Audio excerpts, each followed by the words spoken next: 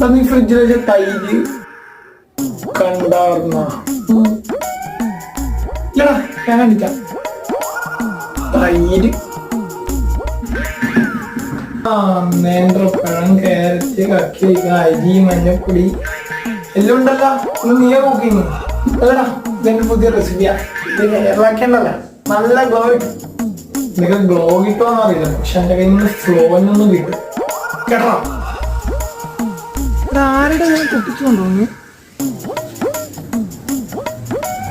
ഇത്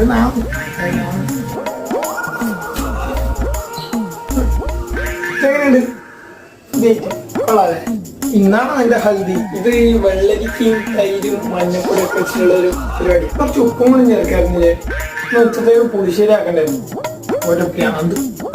ശരിയാണ്, ഉപ്പ് ചേർക്കാൻ. എടാ ഉപ്പിന്റെ പാത്രം കൊടുത്തടാ.